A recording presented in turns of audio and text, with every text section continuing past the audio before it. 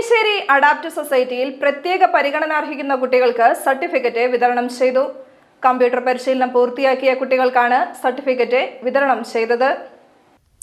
തൃശൂർ ജില്ലാ deputy collector Pran Singh, Amala medical college developmental paediatrics മേധാവി doctor Parvathi Mohan എന്നിവർ സർട്ടിഫിക്കറ്റ് വിതരണം ചെയ്തു.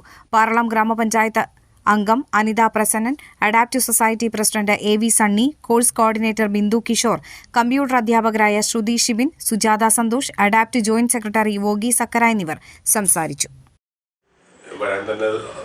ബുദ്ധിമുട്ടുണ്ടെന്ന് പറഞ്ഞപ്പോൾ കാരണം സനീടനോട് 2-3 വർഷം മുമ്പ് തന്നെ പറയാറുണ്ട് ഇങ്ങനെ സംഗതി. ഞാൻ വരണമെന്ന് പലപ്പോഴും ആഗ്രഹിക്കുന്നുണ്ട്. പക്ഷെ പലപ്പോഴും മറ്റു തിരക്കുകൾ കാരണം വരാൻ ഇവിടെ പറ്റിയില്ല.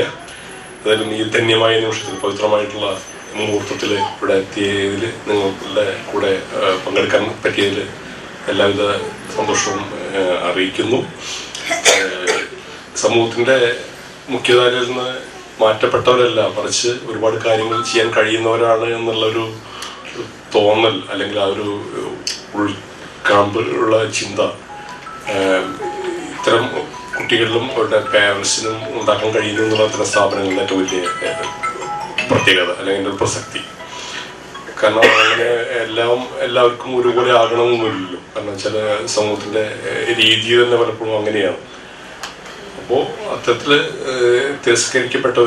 തമസ്കരിക്കപ്പെട്ടവരുടെയൊക്കെ ജീവിതവും ഈ പൊതുധാരയുടെ ഭാഗമാണെന്നുള്ള ചിന്ത ഉണ്ടാക്കുന്നതിൽ അവരിലുള്ള കാര്യപ്രാപ്തിയും കർമ്മ ചൈതന്യമൊക്കെ പുറത്തേക്ക് കൊണ്ടുവരുന്നതിലും ഇത്തരം അഡാപ്റ്റ് പോയിട്ടുള്ള സ്ഥാപനങ്ങൾ മാതൃകാപരമായിട്ടുള്ള പങ്ക് വഹിക്കുന്നു എന്നുള്ളതാണ് പ്രത്യേകത.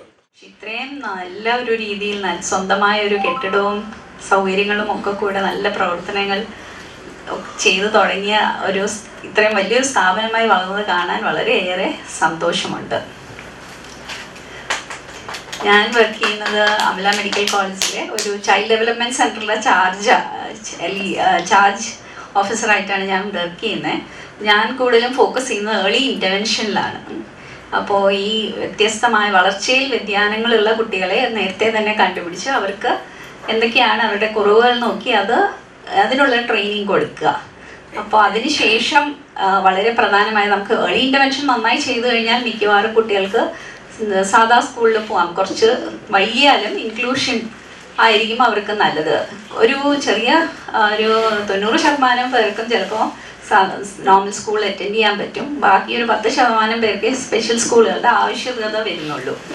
അപ്പോൾ അതിനുശേഷമുള്ള കാര്യമാണ് ഏറ്റവും ബുദ്ധിമുട്ട്. നമുക്ക് വൊക്കേഷണൽ ട്രെയിനിങ് സെൻറ്റേഴ്സില്ല. അപ്പോൾ ഇവിടെ ഇത്രയും നന്നായി പ്രവർത്തിക്കുന്ന ഒരു വൊക്കേഷണൽ ട്രെയിനിങ് സെൻറ്ററുണ്ട്. കുട്ടികളെ ഒക്കെ ട്രെയിൻ ചെയ്ത് അവർക്ക് സ്വന്തമായി ഒരു തൊഴിലിന് പോകാൻ പറ്റാൻ ഉള്ള ഒരു അവസ്ഥയിൽ എത്തിക്കുന്നത് വളരെ വളരെ നല്ലതാണ്. ഇങ്ങനത്തെ ഉള്ള സെൻറ്റേഴ്സാണ് നമുക്ക് കൂടുതലും ആവശ്യം.